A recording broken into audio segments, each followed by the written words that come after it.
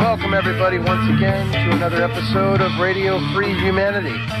There's only a few of them left before the big reformat. I am your host, Frater X, transmitting to you live and direct globally through American Freedom Radio Network, reaching over 169 countries by the latest count on the AFR website. This show also possesses another unique quality in that we are blessed regularly with our resident Maine Turton, our postmodern Foster, John Lash, who in fact is with us this evening for our final discussion on the occult roots of the Russian Revolution, bringing the discourse back around to the contemporary socio-political arena out there today, especially in America. Anyways, tonight we welcome John Lash back to wrap up our talk on the occult roots of the Russian Revolution. For any who don't know, John's website is metahistory.org, and the link to this site is on the show website, right there on the front of the website. When you go on to middlechamberfx.com, there's the date. If you drag your mouse cursor over to that date, there's a link. You click on that, it links right to metahistory.org. But there's also a link on the website that's been there since we launched this site that'll take you to metahistory.org. Take the virtual tour there, guided by John himself. Also, you can, if you go out and pick up a copy of his amazing book, which is Not in His Image. It's just so pertinent. It really is something that ever since I've read the book, I've told everyone I know that it's one of the most important books of our time. So I highly recommend this book. And look for John all over the web, interviewed on many shows, most of which are posted on radioteleste.org. He's on YouTube. You can just Google search John Lash, and you'll have many, many hours of information at your fingertips after that. Now, we've spent several shows examining the occult roots of the Russian Revolution, and it's been over time, and we just wanted to give this final show is the one we want to kind of wrap it up. Once again, it is my signature honor and privilege to welcome my friend and co-conspirator, John Lash, into the middle chamber. Greetings, John.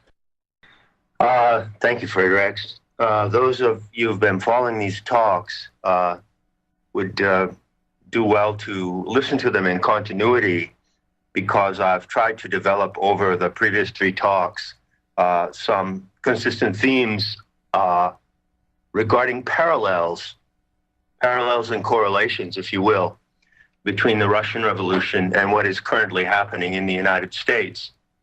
So I'm not going to go over the parallels that I've already mentioned. You can listen to them or pick them up in the previous talks. I'd like to focus on two things this evening. I'd like to describe one more parallel, which is remarkable and deeply, deeply frightening, a parallel between the developments before, during, and after the Russian Revolution and the current developments in the United States in the civil atmosphere of civil uprising.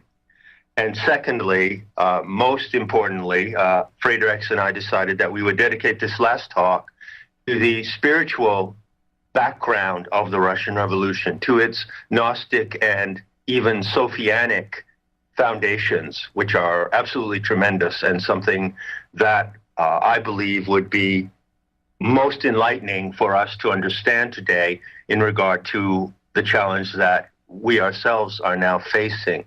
So if that makes sense to you, Frater X, we'll proceed with that agenda. Yes, John. Okay, so we'll go ahead and we'll forge ahead with this new ground that I really think is exciting. It's a bold and new look that you don't hear a lot of anywhere else. No, this is a pretty unique approach, and I think this parallel between the Russian Revolution and the American Revolution, as I said, can be very helpful in steering current events in the right direction, or at the very least, having a more grounded understanding of what's going on here. History is repeating itself, as it's known to do, and we don't want to repeat the mistakes of history, so we look at what went wrong in the previous scenarios. The one parallel that I'd like to point out this evening to kick us off is the parallel of surveillance.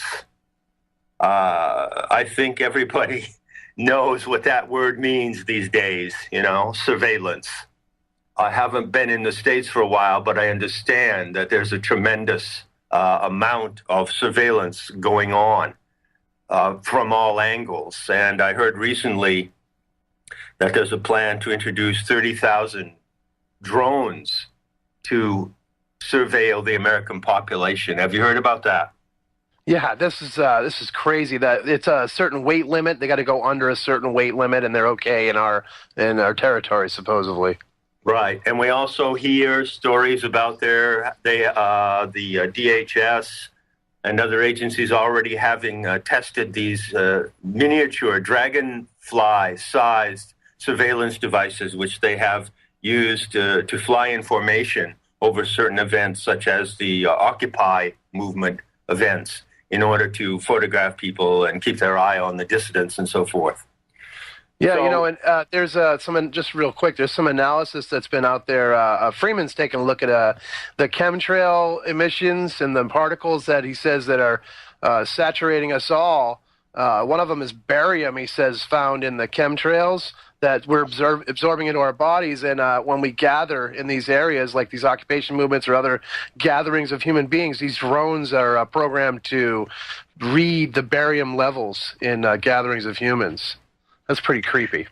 Yeah, we hear a lot of stories. One thing is certain, whatever can be confirmed or not, we've reached a science fiction level of extravagance in regard to the surveillance to which the American population, especially, and the world population in general, is being subjected to. But it's really the American population, because America is the frontier of freedom and always will be, always has been.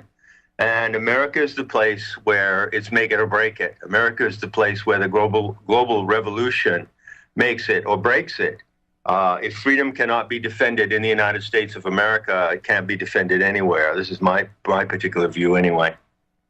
So I just want to point out that previous to the Stalinist era, you had the tyrannical and largely Christian fundamentalist domination of the Tsar.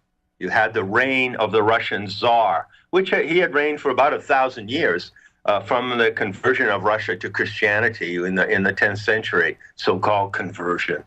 That is to say, from the political expediency when Christianity was adopted as part of the state, as part of the superpersonal state, as a vehicle of domination and control. That was in the 10th century in Russia. And then for 1,000 years it developed, and it developed massively. At the time of the last Russian Tsar, the Russian Empire was greater than the Roman Empire, and it was probably the greatest organized political, social, religious tyranny that ever existed on the face of the earth to that moment. It was the precursor of the global New World Order system of total control from the top down, of the pyramidal control structure. And part and parcel of the Tsar's operations was the Okhrana, or the Secret Service. And so up to the eve of the revolution in 1917, there was already in place an enormous network of spies all through the Russian Empire. And what happened when the Bolsheviks took over the revolution, when they co-opted the popular revolution, and in the service of the international bankers, took it over. The Bolsheviks were the controlled opposition.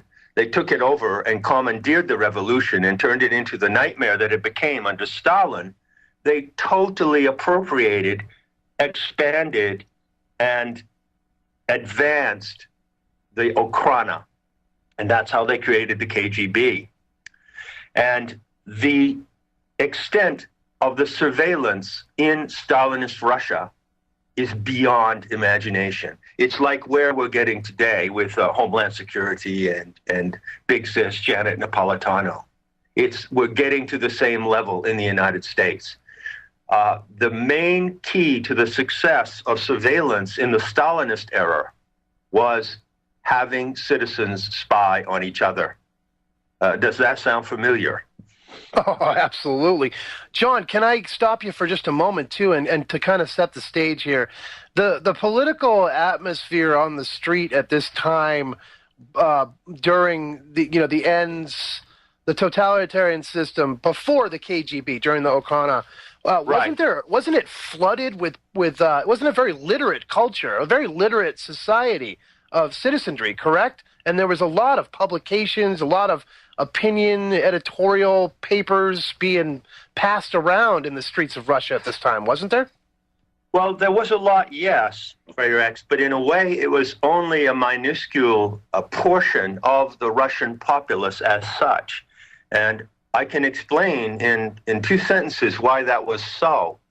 The pyramidal New World Order structure of the Tsarist state was so massive, so totalitarian, and so massively enforced that it virtually broke the Russian people into two sections.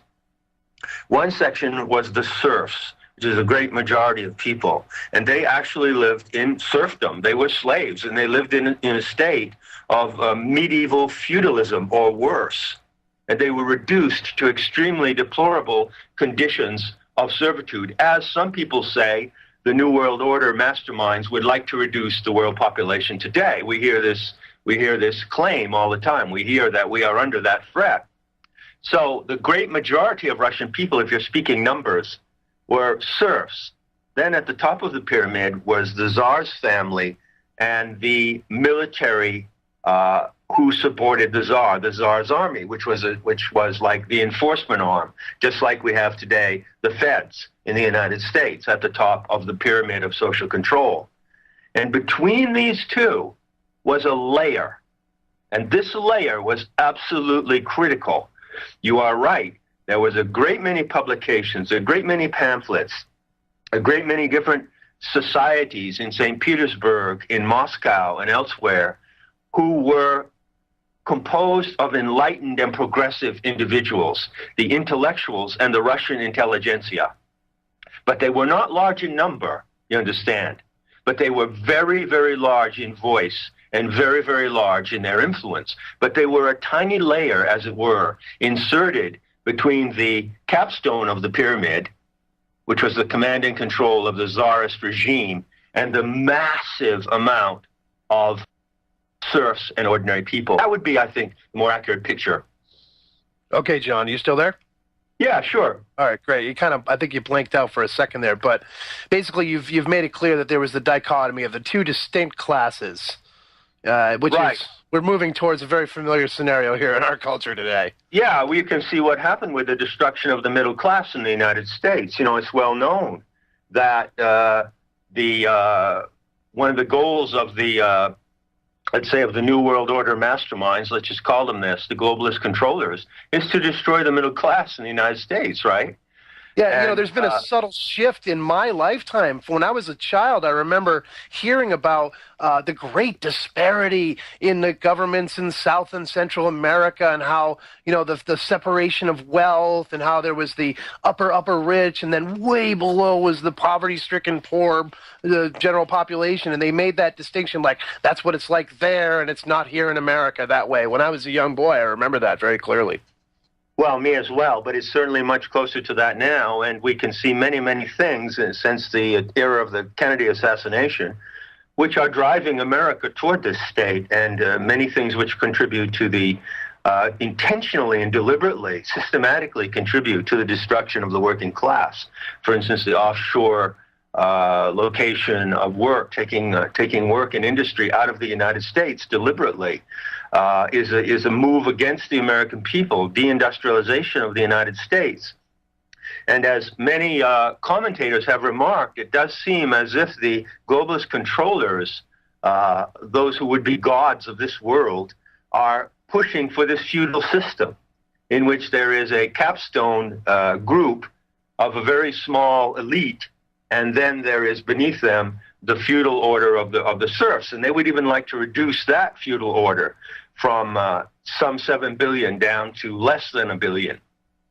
So we're in a situation where there is now a globalist conspiracy of psychopathic control freaks who are trying to push the entire world into a situation that closely resembles the situation Russia was in at the eve of the Russian Revolution. Wow. I mean, I think that we're painting a clear picture, and we're just about to come up on a break. So when we come back, we'll continue to bring this back up to our contemporary views of our culture today and talk about, that why is this significant? Why are we looking at the occult roots of the Russian Revolution and trying to bridge the gap between then and now? And we'll try to make that clear to everyone. Listen, when we get back, we'll continue with John Lash. Check out John Lash's website, metahistory.org. If you want to listen along in the chat line at middlechamberfx.com, we've got almost 20 people in the chat right now listening along to the show. So when we return, we'll continue with this fascinating conversation right here on American Freedom Radio. I am Frater X, and this is Radio Free Humanity. Stay tuned.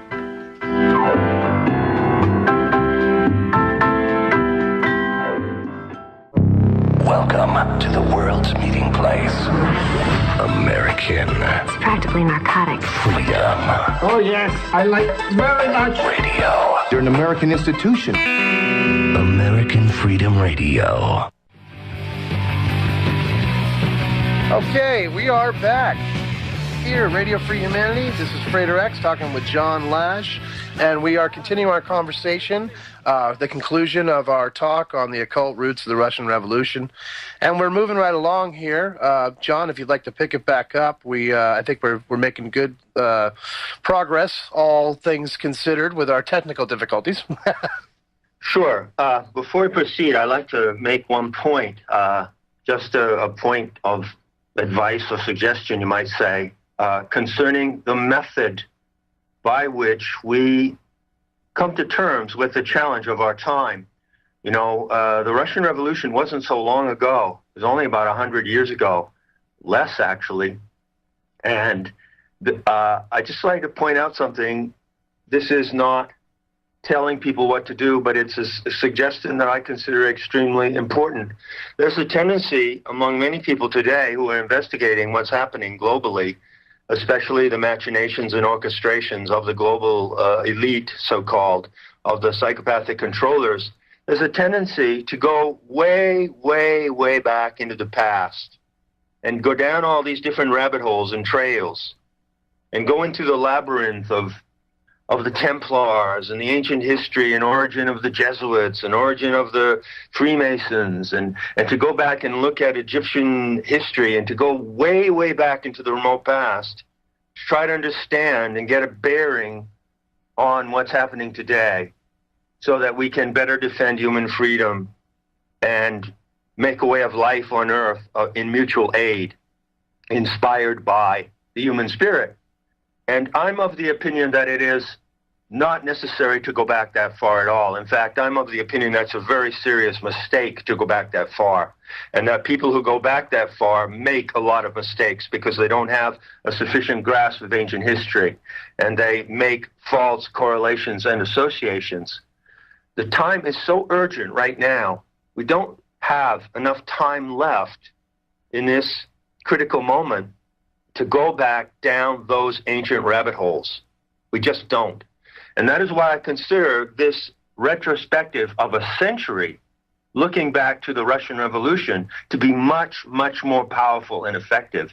I believe it will teach us much more of what we need to know today to meet the challenge of surveillance, of controlled opposition, and of the other parallels that we've seen between the Russian Revolution and the current uprising. I also believe that the impact of our empathy with the Russian people in their situation will rebound back to us and will give us increased moral force and moral vision to face the oppression today. Some years ago, about 30, I guess, a historian named Barbara Tuchman, Tuchman, wrote a fantastic book called A Distant Mirror. Don't know if you've ever heard of that book. No, I haven't. It's a very good history book if you want to read history. The premise of that book was she went back to the 14th century, which, by the way, was the century of the Black Plague in Europe. Sure, many things happened in the 14th century, huh? And many things happened in the 14th century which were a mirror of the beginning of the 20th century. So Barbara Tuchman used this idea, a distant mirror. She didn't go back to the ancient mysteries, the people who talk about the ancient mysteries today, largely, especially those who attribute them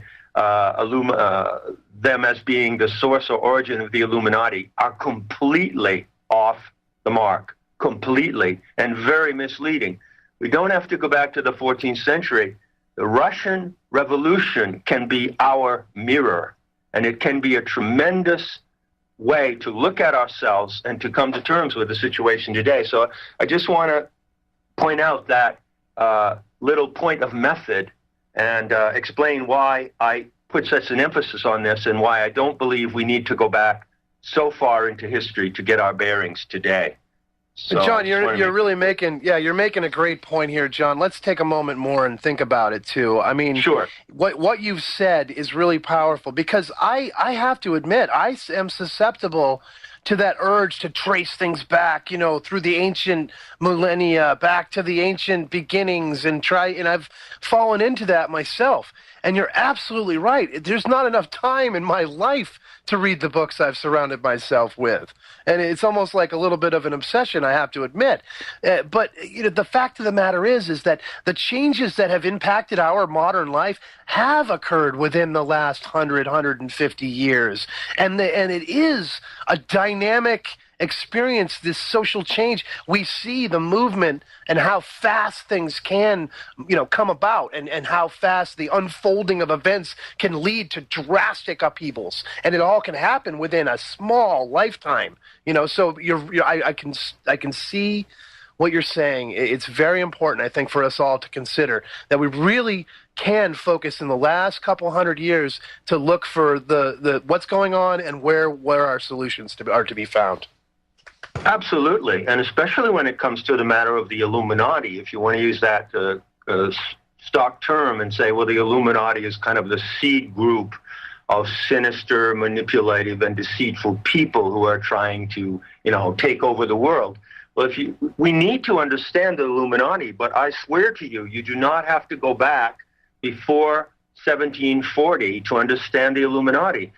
If you go back to 1740, 1750, or the era of the French and American revolutions and come forward, you can understand every single thing that is wrong today and every single institution and organization that needs to be overturned to bring the world back to mutual aid and individual sovereignty. Many of the researchers who've done that work have done excellent work. I won't name any names, but you know who they are. But when those same researchers drop back in more distant time, they lose the plot entirely. And we don't have time to go back and speculate about what happened in the Egyptian mysteries. Doesn't matter. What matters is what has happened in the last 250 years. We can catch up with ourselves in that time frame. We cannot catch up with ourselves in that expanded time frame. It becomes an indulgence and a distraction, as far as I'm concerned. Okay, John, it's really is a great point. Yeah, it's a great point. All right. So let's proceed. Yes. Yeah. We pointed out that in the pyramidal structure of the Tsarist regime, which was massive, there was a thin membrane of the population, which was the aristocracy and the Russian intelligentsia. This is the key word. The Russian intelligentsia, at the time of the Russian Revolution, just under a century ago, played an enormously critical role. And what we might ask ourselves today is, where is the equivalent of the Russian intelligentsia in American culture? Or do we even have an intellectual class? John, before we go there, because I do have some points I'd like to bring up with you, and we've only got 3 minutes until the next break. Can we continue before we go into that part of this talk? Sure. So let's just kind of sidestep that point for a moment, because I want to be able to Okay, so as I was saying, I might just take this opportunity to give you a few references if you want to go look at the Russian Revolution. There are many books on the Russian Revolution. Just choose one that's not too heavy and not too dense, a brief one that can give you an overview. But also, it's very essential to read Toward the Finland Station by Edmund Wilson. Fantastic book, beautifully written book about the build-up to the Russian Revolution. And finally, this really, really good book, called The Occult in Russian and Soviet Culture. And it's edited by Bernice Rosenthal. It's published by Cornell University Press. This is a mind-boggling book. When you see the occultism, and I mean that in the positive sense, that is the quest for the hidden knowledge about humanity and about our potential as a species. That's what occultism really is. Unfortunately, the word is used in a tainted way, speciously associated with Satanism and things like that. The occult is the study of our own true potential. Wouldn't you agree with that? Absolutely, absolutely. Yeah. The problem with the occult is that there have been some people who have studied the occult, who have understood what makes humans tick, how they can be programmed, and understood the deeper secrets of human nature, and have used it for control. So that is the wrong use of the occult. But the occult in itself is neither right nor wrong. It is just the knowledge of what is hidden from us, of what is latent in human potential. And we desperately need to have that knowledge in order to face the people who, on their side, use that against us. And we see the evidence of those who would use occult knowledge and symbolisms against the populace in areas like media, pop culture, advertising.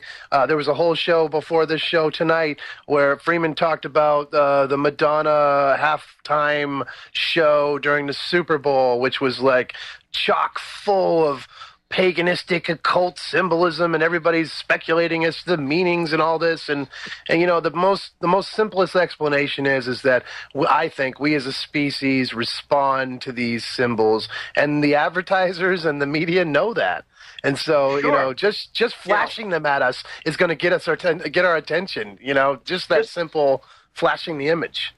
Just because they use those symbols like a.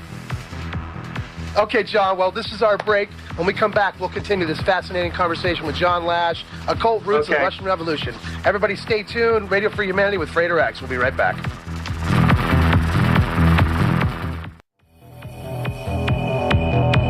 Okay, we're back.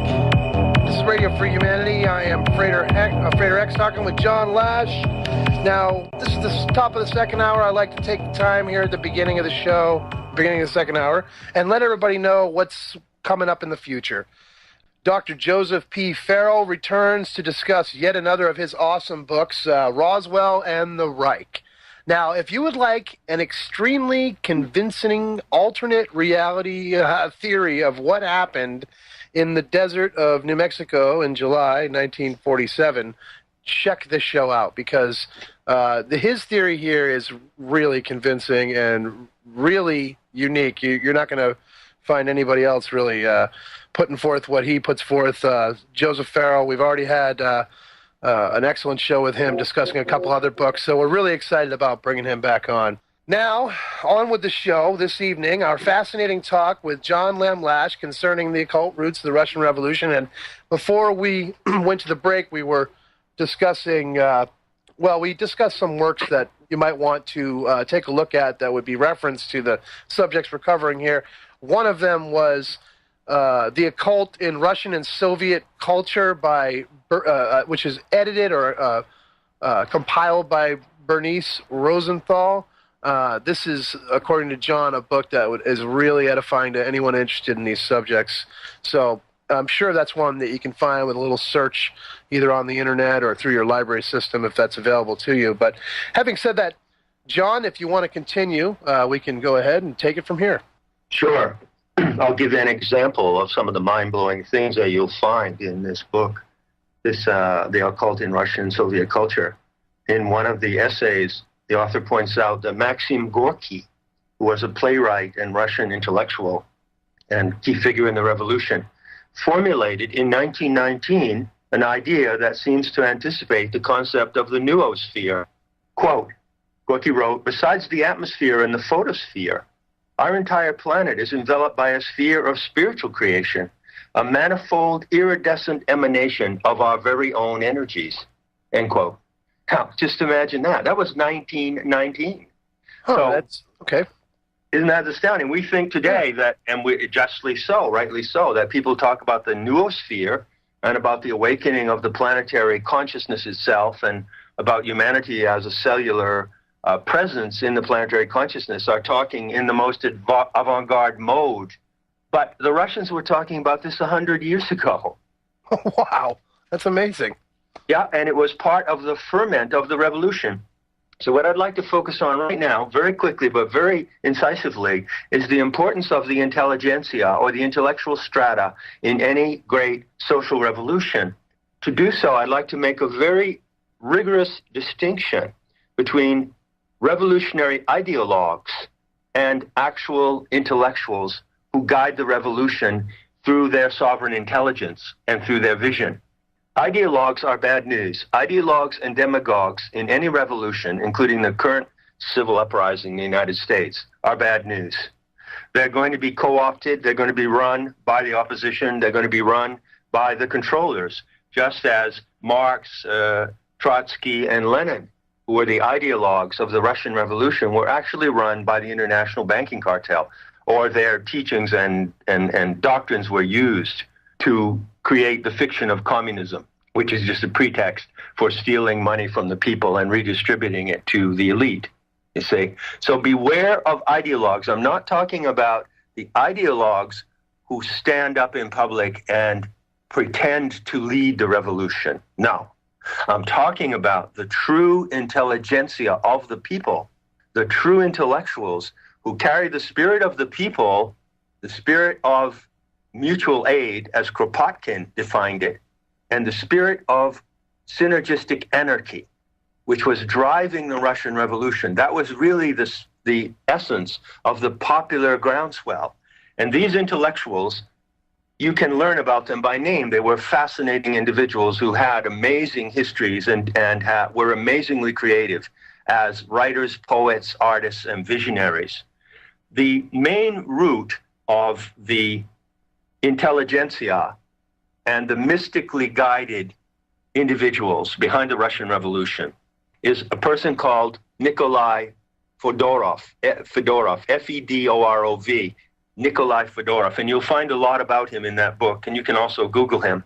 Fedorov was the teacher and master of a Russian mystic called Vladimir Soloviev. I mentioned Soloviev in our previous discussions, I believe, didn't I, Frater? Yes, I think you did, the first talk we gave.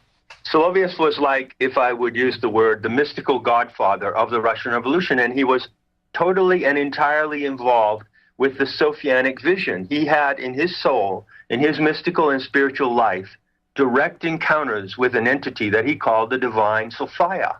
And when you look into the groundswell, into the genuine and authentic forces that were driving the Russian Revolution, not the co-opted side of the revolution, but the genuine side, you find that at the base of that groundswell was what I would call the Sophianic mysticism of ancient Russia. The mysticism that saw in the soul of Russia itself the image of the divine feminine. Russians at the dawn of the 20th century actually believed that the country of Russia itself and the Russian people were an instrument of the divine Sophia, and that if that Sophia could awaken and express herself through these people, through this Russian culture, it would transform and save the world. The Pan-Slavic movement, actually, as it was called, actually saw the Russian people and the land of Russia as the salvation of the earth. They actually had that vision. It was a powerful religious vision. Unfortunately, because the Russians had had 1,000 years of very, very brutal brainwashing in Christianity since the 10th century, that vision of Sophia was overlaid by certain layers of Christianity and of Orthodox Greek Christianity. And so you find this element of Orthodox Christianity in Soloviev, in Fedorov, and in other Russian intellectuals and mystics. But you can also see that they were attempting to break through that mental conditioning of Christianity toward actually a resurgence of the pagan spirit of Russia, of the pagan pre-Christian spirit. They didn't succeed in doing that for a number of reasons, mainly two. Although the Russian intelligentsia at the dawn of the revolution had the Sophianic spirit, they had the inspiration of the divine Sophia as sort of like a lighthouse that was guiding them. they didn't have the story. They didn't have the Gnostic myth of the Sophia in its complete and coherent form as we have it today. And so without the sacred narrative of Sophia, they couldn't really incorporate and effectuate that which they saw happening, which was, in a sense, in a very real sense, according to Fedorov and Soloviev, the incarnation of the divine Sophia, the spirit of wisdom, the Aeon Sophia, her incarnation in the Russian people, in the Russian folk soul. I mean, this is a momentous thing.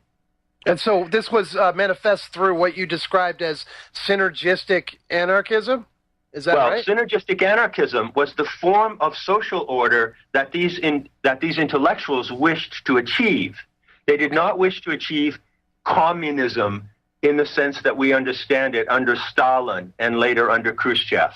They were not inspired toward communism. Communism is a construction of the international banking cartel, which is used to do, it's a form of duplicity. So what they were thinking of was more of what would be like a mutual cooperative. Yeah, what Kropotkin said. Prince Kropotkin, Kropotkin, was a predecessor of the Russian Revolution in the 19th century. He was a brilliant naturalist, equal and superior to Darwin. He refuted Darwin, and he showed that the Darwinian idea of the struggle of the fittest, survival of the fittest, is wrong. We survive, animals survive, everyone survives by mutual aid. And so the anarchistic spirit of mutual aid was married to the mystical vision of the Sophia. And this was the double whammy behind the Russian Revolution. And the reason why it failed was, A, because they did not have the Sophianic narrative to follow like we do today. You need a myth, you need a story to frame your experience. They didn't have her story. It's only been restored very recently. The second reason is because the Bolsheviks and the people who were in charge, or the psychopaths, hated this Sophianic element.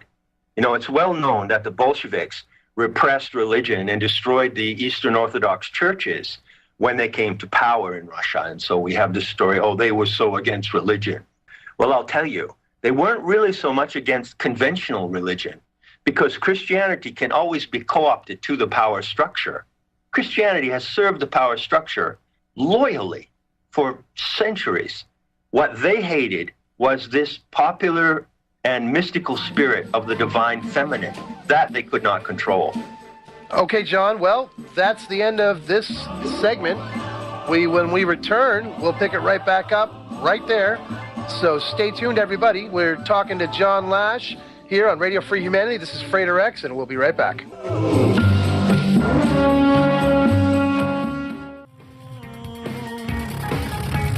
Welcome back. This is Radio Free Humanity, and I am your host, Frater X.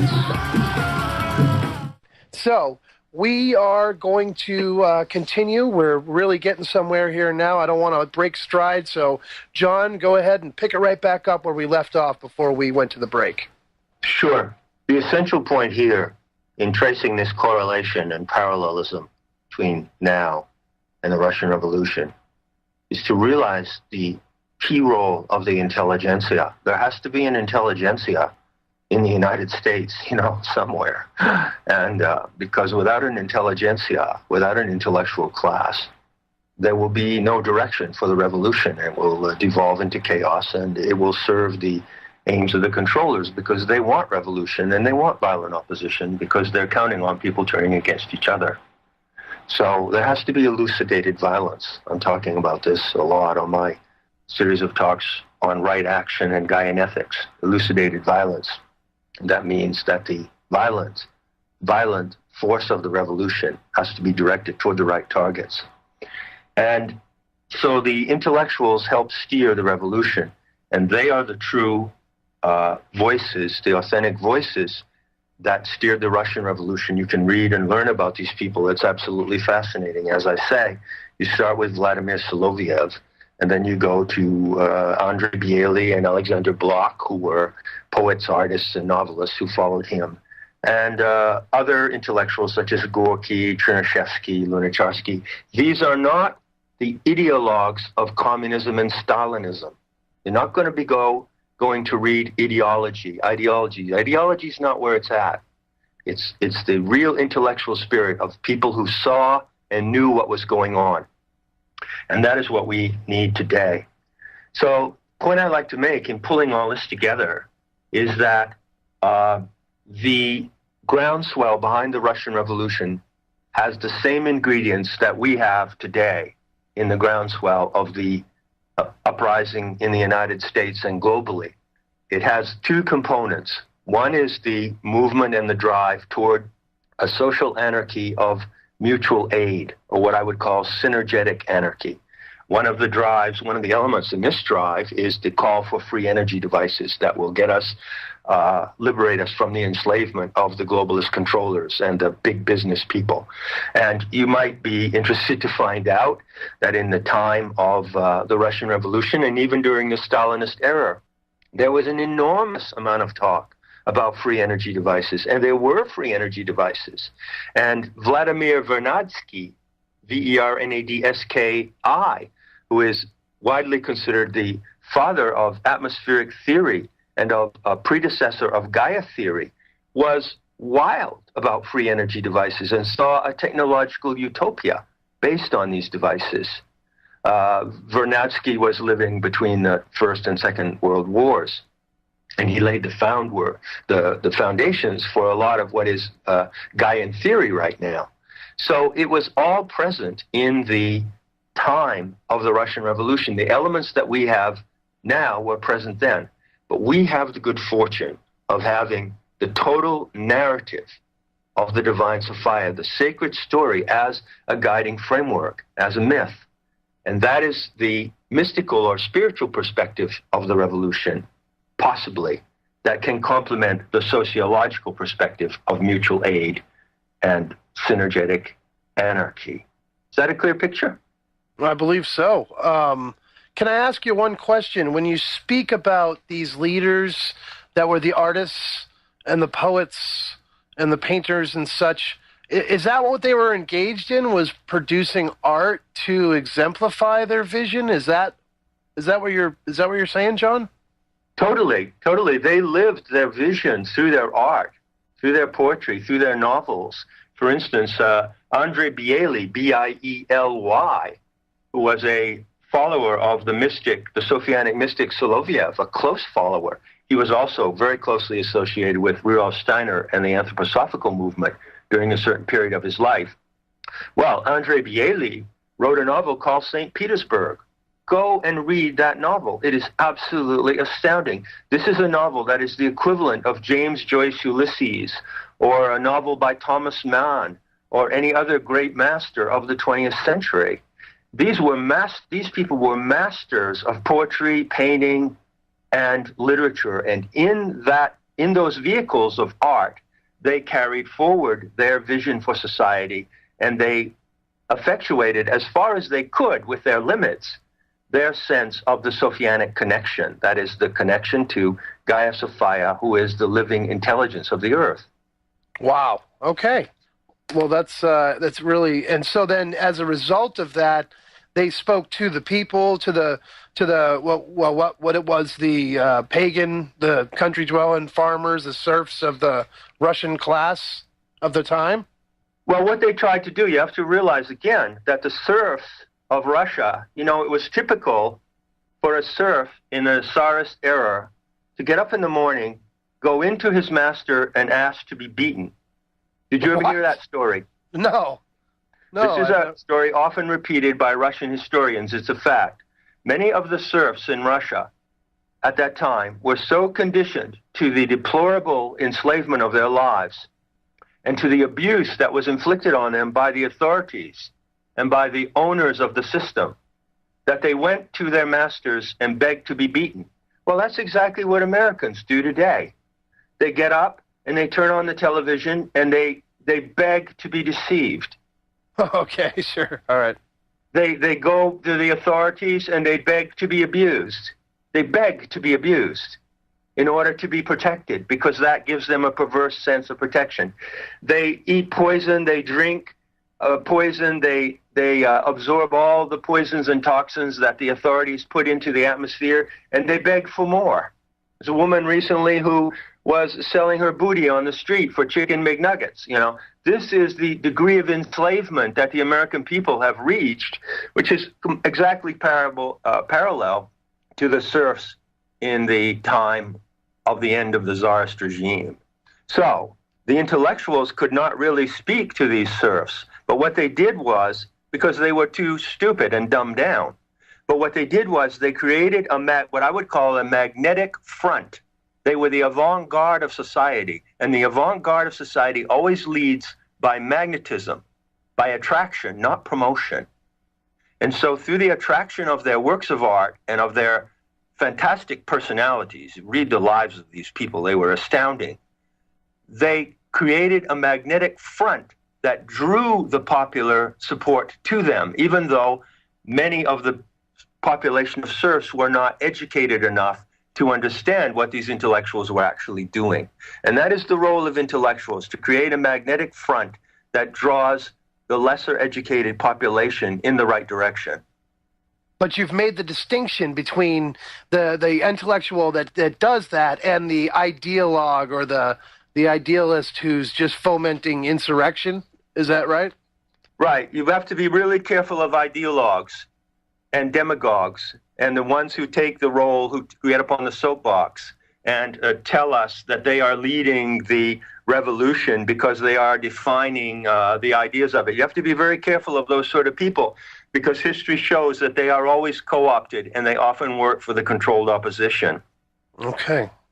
And you keep making the call, John, and I agree with you that the direction of the revolution depends on its intellectuals, and we beg this question now in America, which, you know, is seemingly on the verge of civil unrest, social revolution.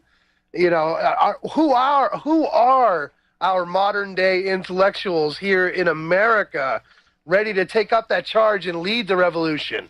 That's the big question, right, John? That's right, and I can't answer that question, and neither can you. The only way we will know that is as the revolution unfolds, as the situation cracks open. We will know them by their behavior. We will know them by their fruits and by the way that they behave. Yeah, absolutely. And by the way that they represent the spirit of freedom. And I want to point out, do I have like 3 more minutes? Yes, you do. You have 4 minutes by my record. I want to point out a really critical factor that concerns me a lot. When you go back and you look at the Russian Revolution, one of the things that you learn is that there was a massive civil uprising, people versus the Tsar. Today it would be people versus the feds. But then, within the people, within the uprising, there was a split, and there was a civil war, and there was a split between the white and the red Russians. And so I anticipate the danger that there will also be a split in the uprising in the United States against federal authority. And that split centers on one key question and one very difficult and tricky issue, and that is the issue of moral authority. So when the authority of the feds, that is the false authority of the dominators and the psychopathic controllers, is refuted and thrown off, people fall back on themselves and they have to define their moral authority. So where are the true participants in the new American Revolution going to get their moral authority from? Well, unfortunately, I suspect that there may be a very serious split on this issue, because a great many of the people in the civic uprising will get their moral authority from the Bible and from biblical Christianity. As you know, a lot of militia groups, most of them, in fact, are fundamentalist-oriented. But there will be others who will not want to go to the Bible for the moral authority of the new society that's made from the ruins of the dominator system. And they will look more toward pagan, indigenous, and Gaian values for their moral authority. So I think that it is very likely there will be that kind of major rift among those who undertake the civil uprising that is now happening in the United States. I think that you already can find that polarization, too, by many different names and labels, John, right now, the way you're describing it. Yeah, I just can only warn people to biblical and fundamentalist Christian values, because that is not the way of the future. That system is dead. It's a controller system just like the governmental authority, and it has to go down in ruins with the controller system. The only true viable morality for the future comes from neo-pagan, indigenous, and Gaian perspectives of spirituality. I couldn't Period. agree with you more. I couldn't agree with you more, John. And that's why we love having you here in the middle chamber to speak about this, because you really, have got a clarity of thought about this. And, it's clear in its own way that these other systems, these dominator systems, are on the decline by their own zero growth, by their own, mass exodus from the ranks of their followers and believers. It's very clear that the general consensus is that this is the losing paradigm.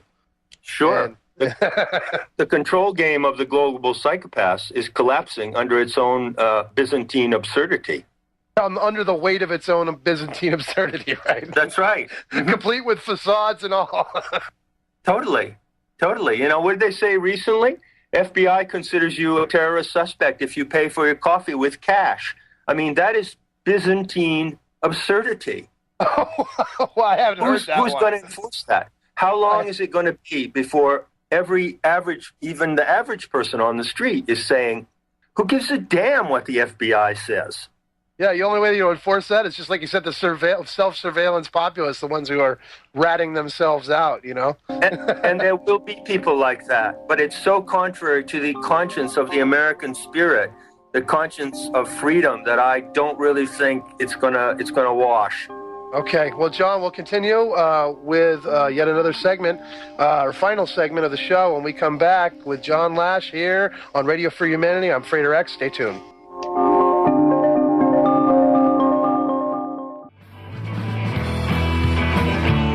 Okay, I don't know where we're going, but I do know where we have been. We have been here, Radio Free Humanity, the middle chamber with John Lamb Lash from metahistory.org. I am your host, Frater X, and we've been speaking about the occult roots of the Russian Revolution. John, just for the record, you're getting an awesome response from the chat. Mater X wanted to let you know that she's really enjoying the subject tonight and really excited about the conclusions that we're coming to, and everybody is really liking it. There's several people here who are all piping up, they're chiming in and really showing their approval for this conversation this evening. Well, thank you. I appreciate your attention, and I really feel so strongly. I mean, I've been in love with Russia, Russian culture, and totally fascinated and involved with the Russian Revolution since I was 16 years old. And my passion for the Russian people as a counterpart to the American people has never faltered. So what I'd like to do, and just very briefly in the last section, is wrap it up with 2 points. We're all asking ourselves the question, how can we fight against social evil? And of course, there are many ways we do this. We can do it by non-compliance with the system. We can do it by lawful rebellion, by taking out lawsuits, for instance, as they're being taken out against the TSA, or even the TSA is being thrown out of airports now. They're introducing legislation. So there are many channels in which we can fight social evil. But I would point out again, an interesting anecdote from the Stalinist era that might illustrate some 2 tools of social evil that are against social evil that are particularly effective. Stalin was an absolute monster because he was a total wimp, and the wimps are very, very dangerous, as we know. The wounded man makes the worst tyrant and a genocidal maniac into the bargain. And he ruled, Stalin means iron, man of iron. He ruled Russia with an iron fist. His real name was another name. I can't remember what it is right now. And he kept everyone in Russia as if it was a prison camp, and he created the Gulag. Now, there's a parallel today. There are people, the global psychopaths, who we understand through Agenda 21 and other programs would like to turn America into a Gulag. You see? A Gaza Absolutely. Strip / Gulag. Who wants to turn America into a Gaza Strip / Gulag? Some people do. Some insane, murderous people want to do that. And Stalin actually managed to do that in Russia, and he wouldn't let anybody out.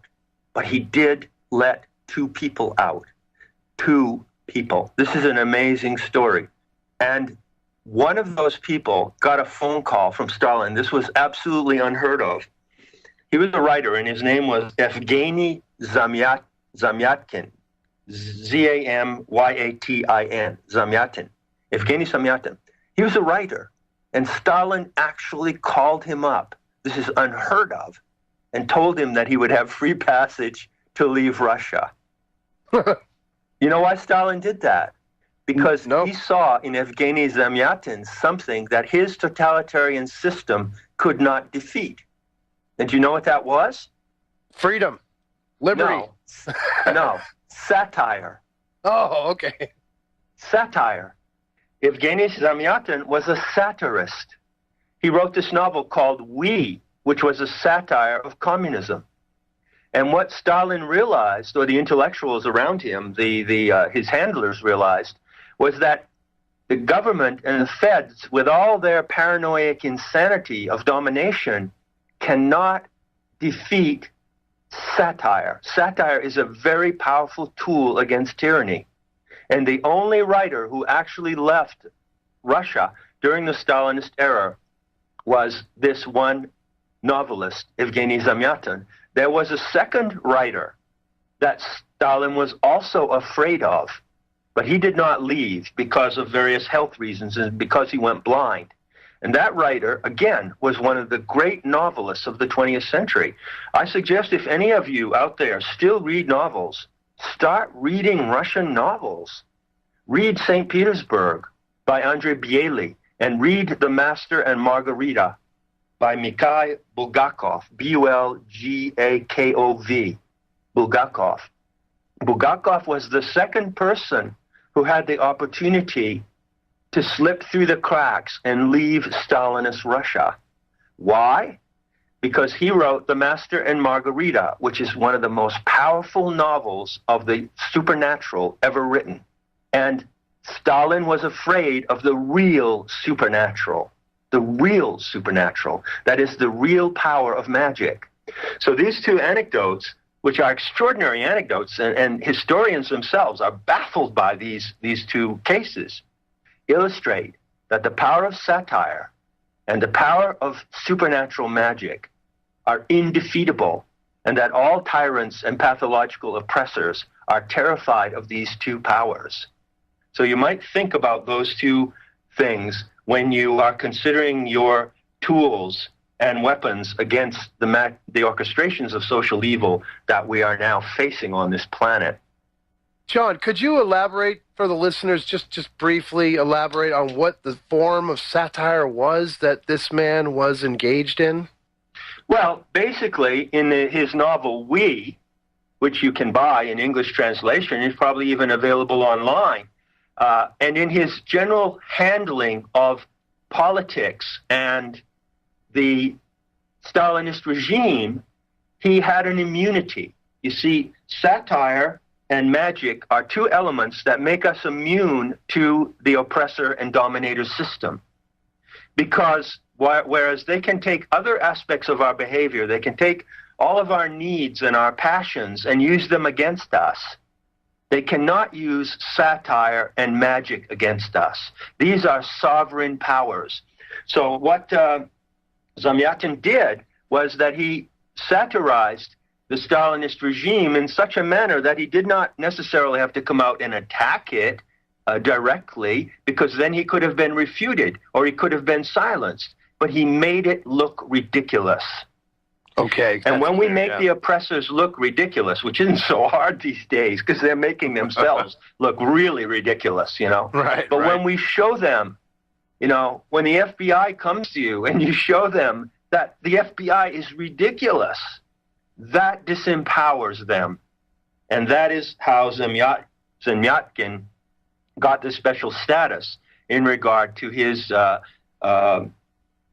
life living under the worst period of Stalin in the 1930s, you see.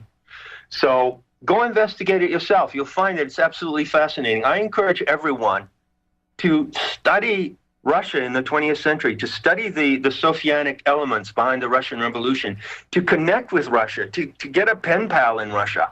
You know, I'm going to go so far as to say something here that I've never said before, but it's been developing in my soul since I was 16 years old. The Russian people believed at the dawn of the 20th century that Mother Russia was the incarnation of a divine feminine goddess, Sophia, and that she would save the world. They believed that Russia was sociologically the salvation of the world. I would say today that the unity of Russia and America can be the salvation of the world. That Russia and America are really sister souls. Russia is the mother culture of this planet, and America is the heroic culture, and the goddess and the hero go together. And so if you want to see the fulfillment of the myth of the goddess and the hero, which is the great directing myth of humanity, if you want to see it played out on the stage of history, it is played out in the complementarity and unity of Russia and America as sister souls. Wow, that's huge. It is. It's really it's intense to take in. And it's not something that you need to be convinced of by ideology or any outward form of argument. If you go as an individual, each of you I'm speaking to, if you have the disposition to go and investigate these elements of Russian history that I'm describing, you may connect with them in a way that will really surprise you. Well, you know, John, I think it's remarkable because what you say, that the hope is there, that the Russian culture would be the hope of the world. That's right. Well, I ran out of time, but it was really great talking with you, John. Thank you so much for concluding this subject with us tonight. And remember, everyone, metahistory.org is John's website. Thanks again, and have a good week. We'll see you all next time. Good night. No rules, no rules, no taboo topics, no taboo topics, no fear of doom, no fear of doom. We are American Freedom Radio, American Freedom Radio.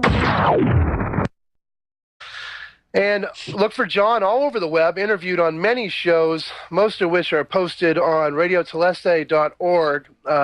He's on YouTube. You can just Google search John Lash, and you'll have many, many hours of information at your fingertips after that.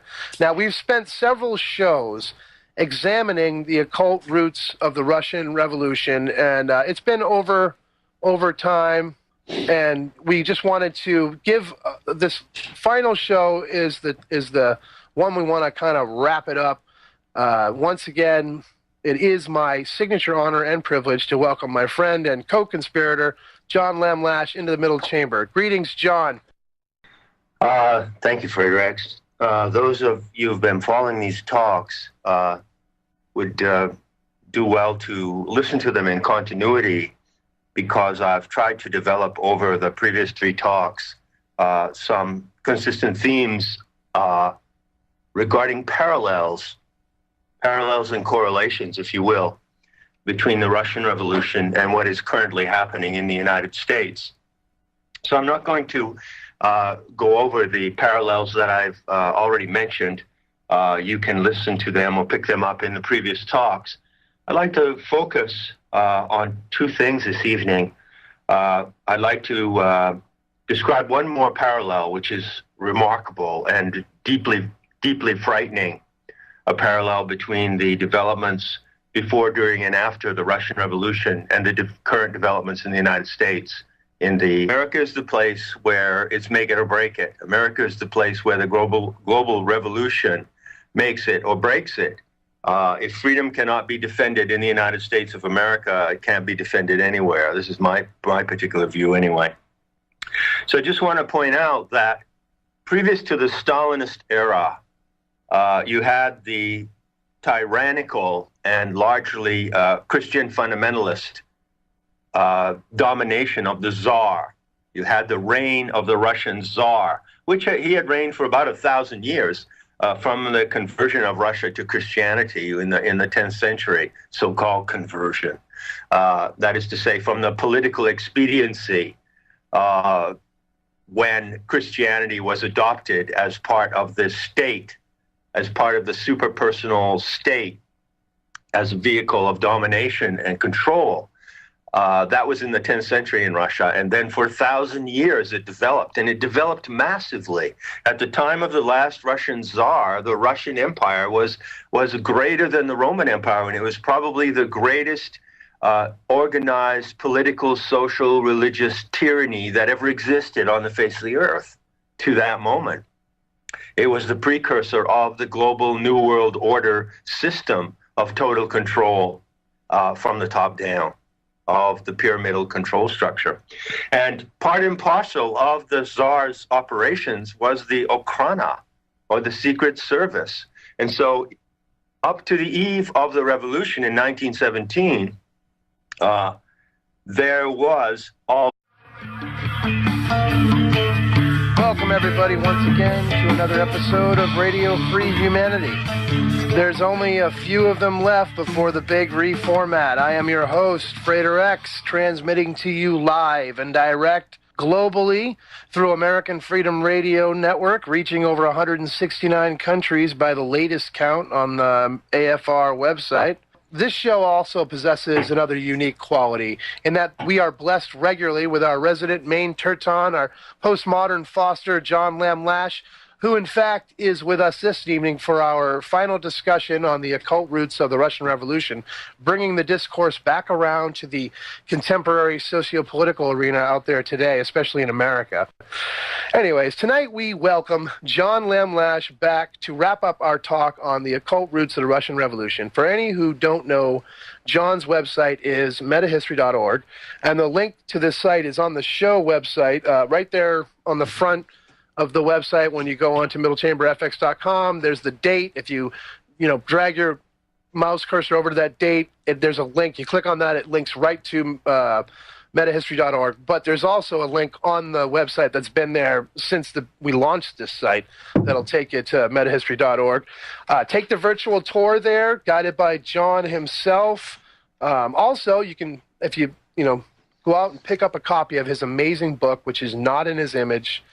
It's just so pertinent. It really is something I've ever since I've read the book, I've told everyone I know that it's one of the most important books of our time. So I highly recommend this book. Civil atmosphere of civil uprising.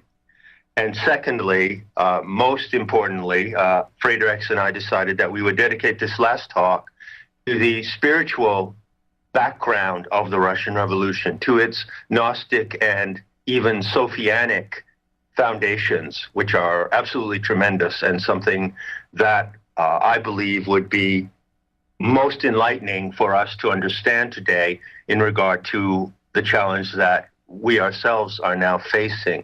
So if that makes sense to you, Frater X, we'll proceed with that agenda. Yes, John. Okay, so we'll go ahead and we'll forge ahead with this new ground that I really think is exciting. It's a bold and new look that you don't hear a lot of anywhere else.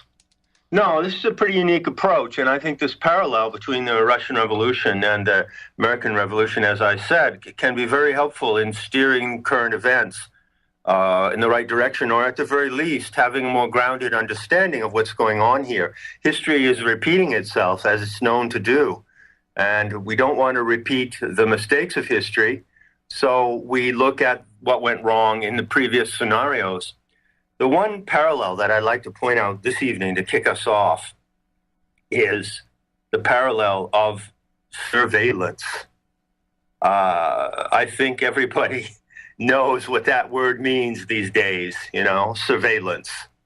I haven't been in the States for a while, but I understand that there's a tremendous amount of surveillance going on from all angles. And I heard recently that there's a plan to introduce 30,000 drones to surveil the American population. Have you heard about that?